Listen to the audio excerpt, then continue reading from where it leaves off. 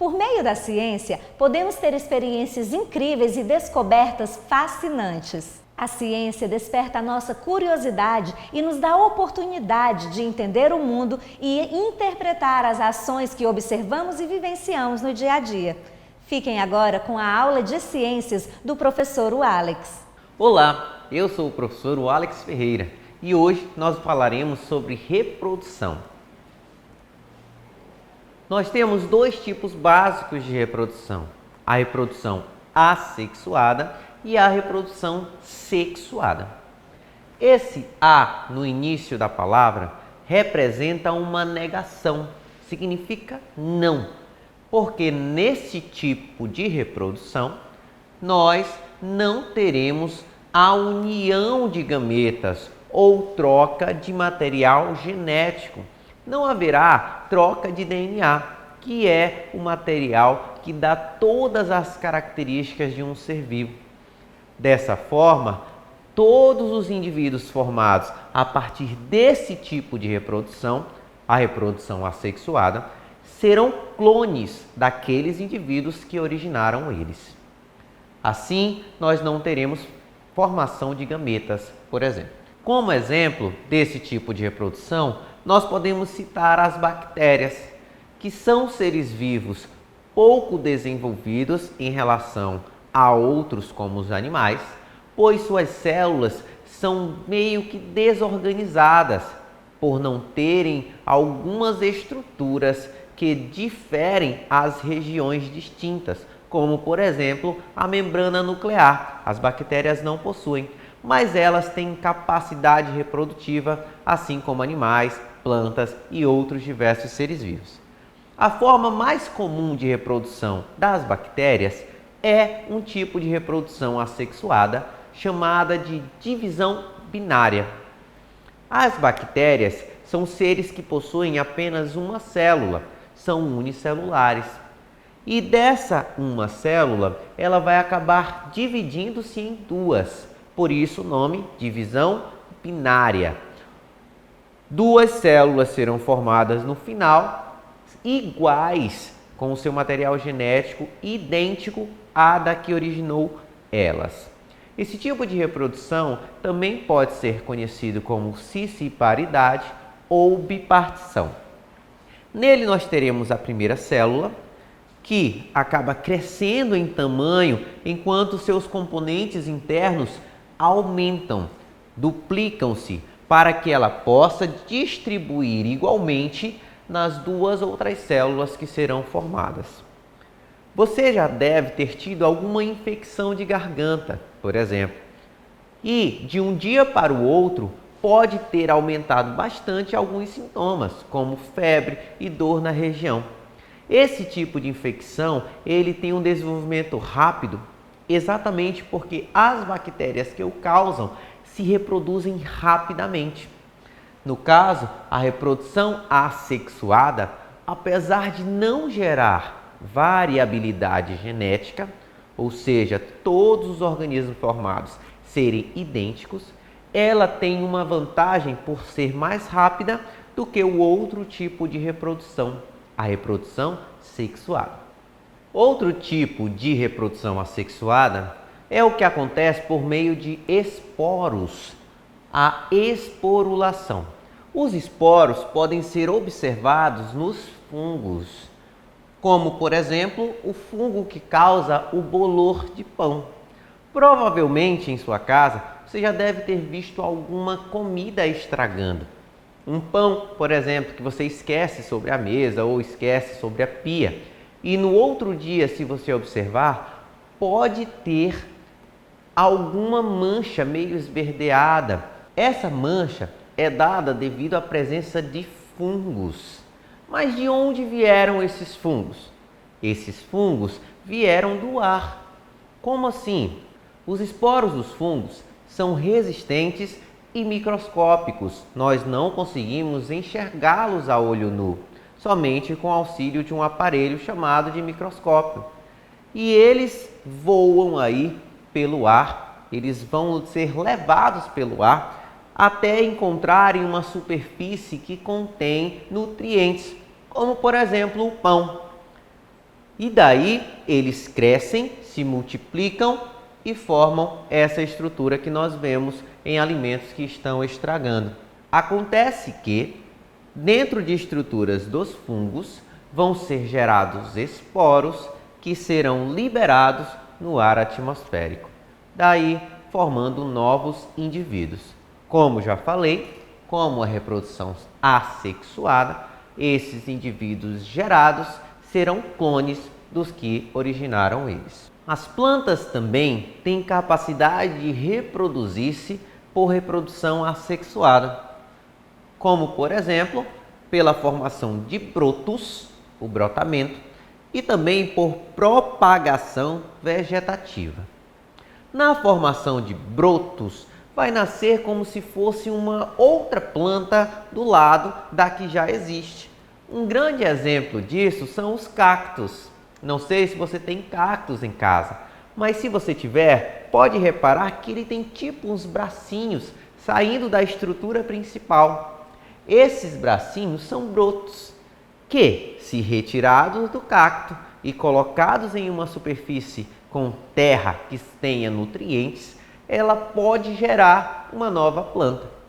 Esse tipo de reprodução é conhecido como brotamento, porque de um pedaço de uma planta adulta nós podemos gerar uma nova. Não acontece só em cactos, outras plantas também fazem esse tipo de reprodução.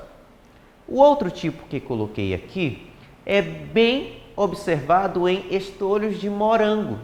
Não sei se você já viu um morangueiro, mas algumas outras plantas que crescem rasteiras ao solo, onde o seu caule vai se propagando na terra no sentido horizontal, deitadinha lá na terra, aonde o caule toca, nasce uma outra raizinha. E se você cortar aqui no meio, pegar essa mudinha e plantar mais do lado, vai nascer uma planta totalmente dependente. Esses dois tipos de reprodução são tipos de reprodução assexuada que observamos nas plantas. Alguns animais também têm capacidade de reproduzir-se de forma assexuada. Por exemplo, as esponjas do mar. Esses animais conseguem fazer uma reprodução por brotamento, semelhante ao que eu mostrei nos cactos. As esponjas são animais sésseis, fixos, que ficam paradinhas. E do lado delas podem nascer brotos, pequenos pedaços semelhantes a ela, como se fossem bracinhos aqui. E se esse broto se desprender, sair da esponja e encontrar um lugar que seja apto para seu desenvolvimento, ele acaba crescendo e desenvolvendo uma nova esponja. O outro tipo de reprodução assexuada dos animais é por fragmentação ou regeneração.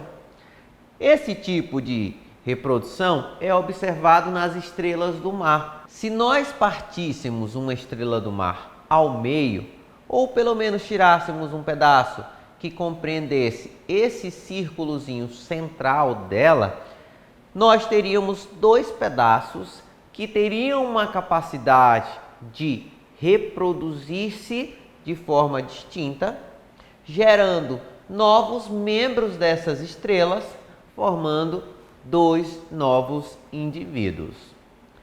Como eu já falei, todos esses indivíduos formados serão clones, sem nenhuma variabilidade genética. As esponjas do mar também têm essa capacidade de reprodução através da fragmentação.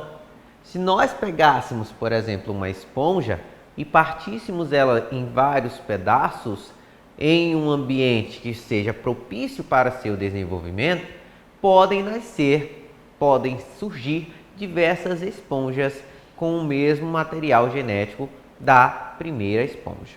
Agora falaremos sobre o outro tipo de reprodução, a reprodução sexuada. A característica dessa reprodução é que haverá, no caso, troca de material genético. Nós teremos assim a mistura de dois materiais genéticos que gerarão um indivíduo diferente geneticamente dos seus pais, dos que formaram ele. Nós vamos frisar na reprodução sexuada das plantas e dos animais. Na reprodução sexuada, nós teremos dois indivíduos que vão compartilhar material genético para formar um indivíduo diferente deles, com variabilidade genética. Outros organismos também podem reproduzir-se de forma sexuada, mas vamos ficar apenas hoje com as plantas e os animais. A iniciar das plantas, nós vamos iniciar com o grupo das briófitas, que são plantas rudimentares, onde nós teremos uma reprodução que nós chamamos de reprodução por alternância de gerações. Por quê? Porque nós teremos nesse indivíduo duas fases distintas durante o ciclo reprodutivo. Nós teremos a fase do esporófito e a fase do gametófito. O esporófito vai gerar esporos e por isso o seu nome. Os esporos vão acabar caindo em uma superfície que seja boa para o seu desenvolvimento, necessariamente um lugar cheio de água, eles sempre vivem em locais úmidos e esses esporos vão acabar germinando, formando uma outra estrutura chamada de gametófito. Os gametófitos vão formar os gametas, por isso esse nome gametófito. Aí nós teremos o gametófito masculino e o gametófito feminino. O gametófito feminino vai formar um gameta chamado de oosfera, enquanto o masculino forma o anterozoide. O anterozoide tem flagelos que se movimentam na água para que ele possa alcançar a oosfera. Dessa forma, a reprodução sexuada dessas plantas, ela é totalmente dependente da água. E encontrando o gameta feminino, vai haver a fecundação, que é o encontro deles e a penetração do masculino no feminino, formando o zigoto, que é um novo indivíduo em desenvolvimento. Forma-se depois o embrião e, por fim, o esporófito jovem. Nesse tipo de planta, a fase mais duradoura é o gametófito. O segundo grupo de plantas é o grupo das pteridófitas. Esse tipo de planta possui uma reprodução semelhante à reprodução das briófitas, porém, a fase predominante dessas pteridófitas é o esporófito. Essas plantas são bem conhecidas por todo mundo e muita gente tem em casa. O esporófito, a samambaia adulta, ela vai produzir pequenas estruturas chamadas de esporos na parte inferior da folha. Se você tiver uma samambaia em casa, pode olhar por baixo da folha, que podem ter tipo umas bolinhas meio que marrons, meio que escuras, que terão dentro delas esporos. Esses esporos, liberados em uma superfície que seja favorável ao desenvolvimento, geram uma outra fase chamada de gametófito. Esse gametófito formam os gametas. O masculino formam os anterozoides, que encontram o gameta feminino, que é a oosfera, e formam o zigoto. Depois disso, nasce o esporófito jovem e se desenvolve na planta que utilizamos em casa como planta decorativa. O terceiro grupo de plantas é o grupo das gimnospermas, que são plantas mais desenvolvidas do que os dos outros dois grupos. Como exemplos, nós temos as sequoias, plantas que podem chegar a mais de 200 metros de altura, e os pinheiros, que nós conhecemos popularmente como árvore de Natal. Aqui no Brasil, nós não temos aquele pinheiro em formato de cone perfeito, mas nós temos os pinheiros do Paraná, que formam uma grande floresta na região sul do Brasil. Esse tipo de árvores vão gerar cones, que são estruturas reprodutivas capazes de gerar os gametas que se juntam na planta feminina, formando o que nós conhecemos como pinha. As pinhas vão conter os embriões que, quando plantadas, essas sementes vão gerar novas plantas. O grupo mais diversificado das plantas é o grupo das angiospermas.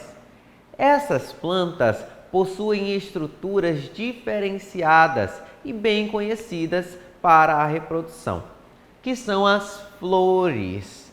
As plantas com flores conseguem se reproduzir a partir dessa estrutura. Nós vamos ter na flor duas partes das estruturas sexuais, a parte masculina e a parte feminina. Existem algumas plantas que têm flores com sexos distintos, porém podemos encontrar muitas flores com os dois sexos presentes. Essas estruturas precisam trocar os seus gametas para que haja a reprodução.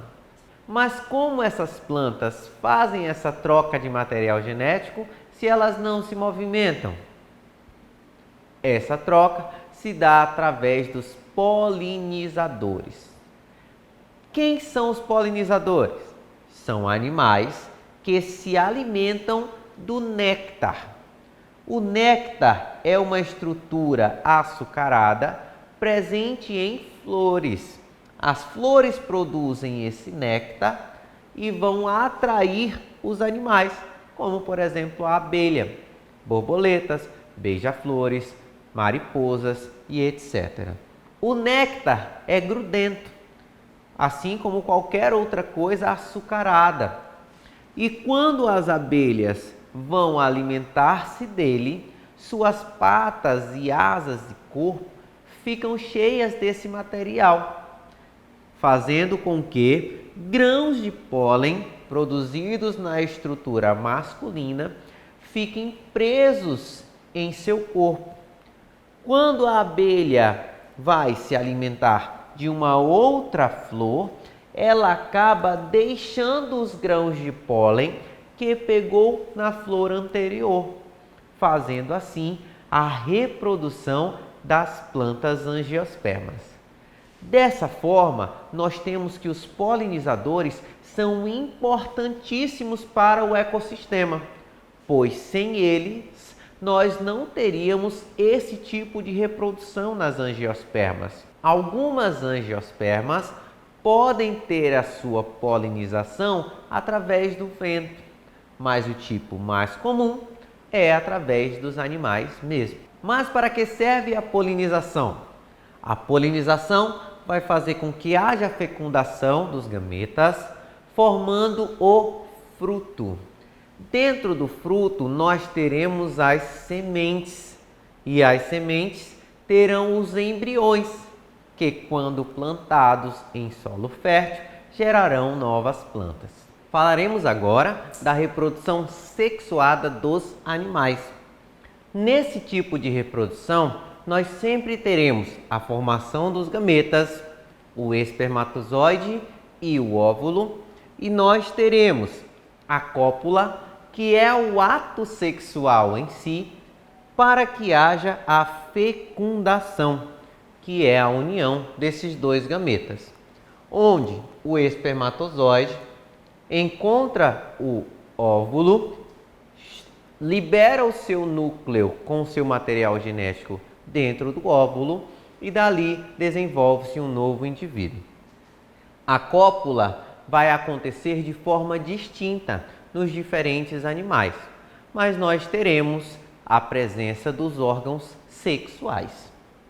Alguns animais têm o que nós conhecemos como rituais de acasalamento, que são bem comuns em aves, que podem acontecer também de formas distintas, como, por exemplo, quando alguns machos de aves, exemplo do pavão, mostram a beleza de suas penas e as fêmeas escolhem aquele que mais lhe agrada. Algumas aves também fazem rituais de acasalamento, disputando entre os machos o que canta melhor, ou o que dança melhor, ou o que constrói melhor um ninho. No caso de mamíferos, muitas vezes nós temos a briga, uma disputa física mesmo, pela preferência da fêmea. Nós também teremos nos animais diferentes tipos de fecundação. A fecundação interna e a fecundação externa. Na fecundação interna, haverá o encontro dos dois órgãos sexuais, o órgão sexual masculino com o órgão sexual feminino. A exemplo de alguns insetos, como joaninhas, moscas, pernilongos e grandes animais, como os leões, os cachorros e nós mesmos, seres humanos. Nesse tipo de fecundação, os gametas serão colocados dentro do corpo da fêmea, gerando uma maior proteção e maior chances desse embrião vingar e acabar nascendo. Na reprodução com fecundação externa, nós teremos os gametas liberados na água. É o que acontece com os sapinhos. Apesar de eles ficarem juntos, não há penetração do órgão sexual masculino no órgão sexual feminino. Mas esses indivíduos liberam seus espermatozoides e óvulos na água e lá eles se encontram para formar um novo indivíduo. Dessa forma, os animais que se reproduzem por fecundação externa têm que liberar uma maior quantidade de gametas, já que muitos destes morrerão antes da fecundação. Por fim, nós falaremos sobre o desenvolvimento, tomando como exemplo os insetos. Nós temos 3 tipos de desenvolvimento. Um desenvolvimento sem metamorfose, sem transformação do corpo. Não haverá uma mudança na anatomia, na forma do corpo desses indivíduos, desde quando ele nasce até quando ele fica adulto. Esse tipo de desenvolvimento é chamado de desenvolvimento ametábolo. Mais uma vez, esse A significa não e o metábolo vem de transformação. Um exemplo entre os insetos é a traça de livros. Ela nasce dessa forma e cresce sem transformação para virar o indivíduo adulto. Também temos o desenvolvimento com uma metamorfose, uma transformação parcial. Como assim? Nesse tipo de desenvolvimento, o indivíduo que nasce infantil ainda, ele é semelhante ao adulto, porém com algumas estruturas faltando. Um exemplo é o gafanhoto. Quando ele nasce sem asas e à medida que ele vai crescendo, as asas vão se desenvolvendo. Dessa forma, nós tivemos uma transformação do corpo, mas não foi uma transformação tão diferente. O indivíduo, quando nasce, é semelhante ao adulto, porém com algumas coisas lhe faltando, como as asas. Por fim, nós temos a metamorfose completa. É a transformação total do corpo. Nesses indivíduos, quando ele nasce em formato de uma larva, que é um indivíduo totalmente diferente do adulto. Como, por exemplo, nós temos a mosca, nós temos a borboleta e os próprios sapos, onde a larva é chamada de girino e é totalmente diferente do indivíduo adulto. No caso da mosca, nasce uma larva conhecida como tapuru e essa larva se alimenta bastante até conseguir energia suficiente para se transformar na pupa. A pupa é uma estrutura onde ela vai desenvolver-se em adulto criando, por exemplo, as asas e transformando-se na mosca adulta.